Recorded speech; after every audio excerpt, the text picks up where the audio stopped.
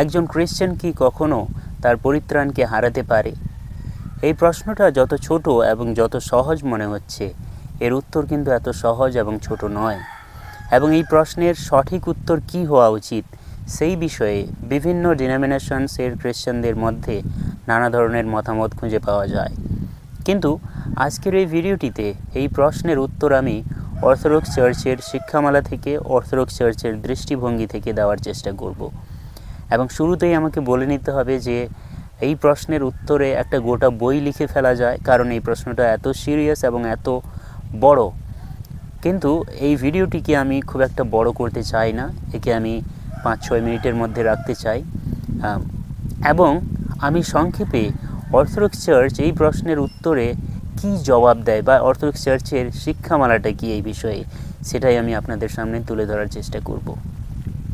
প্রথম শতাব্দী থেকেই orthodox church বিশ্বাস করে এসেছে এবং এই শিক্ষা দিয়ে এসেছে যে একজন খ্রিস্টান নিজের অবহেলার কারণে এবং নানা সিরিয়াস পাপের কারণে, যে পাপগুলোর জন্য সে অনুতাপ করেনি, সেই সমস্ত সিরিয়াস পাপগুলোর কারণে নিজের পরিত্রাণকে সে হারাতে পারে। এবং এটা সম্ভব যে একজন প্রভুকে বিশ্বাস করে, অর্থাৎ খ্রিস্টে বিশ্বাস করে এবং অবশেষে সে শেষ পর্যন্ত খ্রিস্টে যদি স্থির না থাকে, তাহলে সে তার পরিত্রাণকে হারিয়ে ফেলতে পারে। সাধু মথিলিখিত সুসমাচারের 7 অধ্যায় 21, 22 এবং 23 পদে আমাদের প্রভু যীশু খ্রিস্ট তার শিষ্যদেরকে এবং যারা তার শিক্ষামালাকে শুনছিলেন তার শ্রোতাদেরকে তিনি এমন কথা বলছেন। তিনি বলছেন, যাহারা আমাকে হে প্রভু বলে, তাহারা সকলেই যে স্বর্গরাজ্যে প্রবেশ করিতে পাইবে এমন নয়, কিন্তু যে ব্যক্তি আমার স্বর্গস্থ পিতার ইচ্ছা পালন করে সেই পাইবে। সেই দিন অনেকে আমাকে বলিবে, হে প্রভু, আপনার নামেই আমরা কি ভাববাণী বলি নাই? আপনার নামেই কি ভূত ছাড়াই নাই? আপনার নামেই কি অনেক পরাক্রম কার্য করি নাই? তখন আমি তাহাদিগকে স্পষ্টই বলিব, আমি কখনো তোমাদিগকে জানি নাই। হে অধর্মাচারীরা, আমার নিকট হইতে দূর হও। এখানে স্পষ্টই আমাদের প্রভু যীশু খ্রিস্ট তার শিষ্যদেরকে শিক্ষা দিচ্ছেন যে যারা প্রভুকে প্রভু বলে ডাকে, তাদের মধ্যে সকলেই যে পরিত্রাণ পাবে তেমন কোনো গ্যারান্টি নেই, কিন্তু যারা স্বর্গস্থ পিতার ইচ্ছাকে পালন করবে তারাই পরিত্রাণ পাবে। সাধু মথিলিখিত সুসমাচারের 10 অধ্যায় 22 পদে প্রভু যীশু খ্রিস্ট তার শিষ্যদেরকে বলছেন, আর আমার নাম প্রযুক্ত তোমরা সকলের ঘৃণিত হইবে। তিনি তার শিষ্যদেরকে বলছেন যে আমার নামের কারণে, তোমরা যে আমাতে বিশ্বাস করো সেই কারণে তোমরা সকলের দ্বারা ঘৃণিত হইবে, অর্থাৎ সকলে তোমাদেরকে ঘৃণা করবে। এবং তিনি শেষে অবশেষে বলছেন যে কিন্তু যে কেহ শেষ পর্যন্ত স্থির থাকিবে সেই পরিত্রাণ পাইবে। অর্থাৎ যে কেহ সমস্ত বাধা বিপত্তি, সমস্ত তাড়নার মধ্যেও অবিচল থাকবে এবং প্রভু যীশু খ্রিস্টে বিশ্বাস করবে, সেই শেষে পরিত্রাণ পাবে। এখান থেকে বোঝা যায় যে যারা শুরুতে বিশ্বাস করেছিল কিন্তু শেষ পর্যন্ত তারা টিকতে পারেনি, শেষ পর্যন্ত প্রভুতে বিশ্বাস স্থির রাখতে পারেনি, তারা কিন্তু পরিত্রাণ পাবে না। এবং এই কথাটি কিন্তু প্রভু 2 বার বলেছেন, সাধু মথিলিখিত সুসমাচারের 10 অধ্যায় 22 পদে এবং আরেকবার তিনি মথিলিখিত সুসমাচারেরই 24 অধ্যায় 13 পদে তিনি বলেছেন। সেখানে এই একই কথাই তিনি বলেছেন।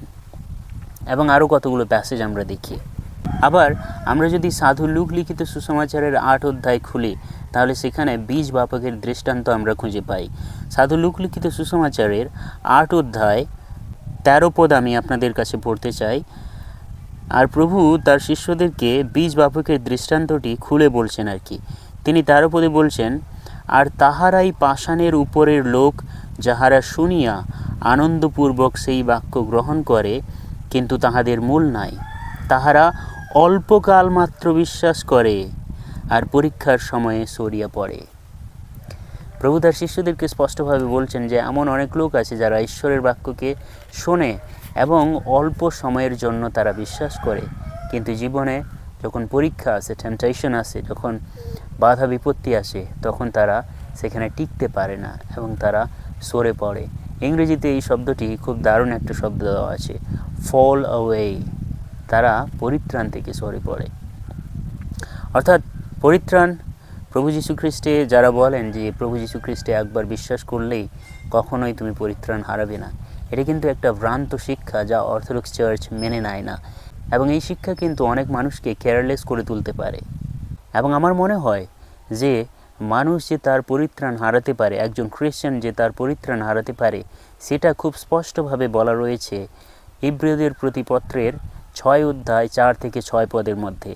এখানে এমন কথা লেখা রয়েছে, কেননা যাহারা একবার দীপ্তিপ্রাপ্ত হইয়াছে ও স্বর্গীয় দানের রসাস্বাদন করিয়াছে ও পবিত্র আত্মার ভাগী হইয়াছে এবং ঈশ্বরের মঙ্গল বাক্যের ও ভাবী যুগের নানা পরাক্রমের রসাস্বাদন করিয়াছে, পরে ধর্মভ্রষ্ট হইয়াছে, মন পরিবর্তনার্থে আবার তাহাদিগকে নূতন করিতে পারা যায় না, কেননা তাহারা আপনাদের বিষয়ে ঈশ্বরের পুত্রকে পুনরায় ক্রুশে দেয় ও প্রকাশ্য নিন্দাস্পদ করে। কি ভয়ানক একটা কথা। সাধু পল তিনি বলছেন যে যারা একবার খ্রিস্টতে বিশ্বাস করেছে এবং স্বর্গরাজ্যেরও তারা এই যুগে থেকেই, খ্রিস্টতে থেকেই স্বর্গরাজ্যের আস্বাদ পেয়েছে, তারা টেস্ট করেছে যে ঈশ্বরের রাজ্য কেমন হতে পারে এবং ঈশ্বরের পবিত্র আত্মার গুণগুলোকে তারা টেস্ট করেছে। তা সত্ত্বেও পরে যদি তারা ধর্মভ্রষ্ট হয়, অর্থাৎ তারা যদি পরে সরে পড়ে বিশ্বাস থেকে, তাহলে তাদেরকে পুনরায় আর অনুতাপের কাছে নিয়ে আসা যায় না, অনুতাপের পথে নিয়ে আসা যায় না। এবং শেষমেশ এখানে সাধু পল ইঙ্গিত দিচ্ছেন যে সেই সমস্ত ব্যক্তিরা কিন্তু তাদের পরিত্রাণকে হারাবে। হ্যাঁ, ঈশ্বরই আমাদের পরিত্রাণ করেন এবং ওনার ইচ্ছে রয়েছে যে আমরা পরিত্রাণ পাই, ঈশ্বরের ইচ্ছে রয়েছে যে আমরা পরিত্রাণ পাই। সব মানুষ পরিত্রাণ পাক, এটা ঈশ্বরের ইচ্ছে। কিন্তু যেহেতু ঈশ্বর মানুষকে স্বাধীন ইচ্ছা দিয়েছেন, তিনি চান যে মানুষ যেন স্বাধীনভাবে ঈশ্বরকে বেছে নেয় এবং সে স্বাধীনভাবেই যেন অনুতাপের দ্বারা ঈশ্বরের দিকে ফিরে আসে। ঈশ্বর সকলের পরিত্রাণ চান ঠিকই, কিন্তু তিনি কাউকে বাধ্য করেন না, তিনি কাউকে জোর করেন না।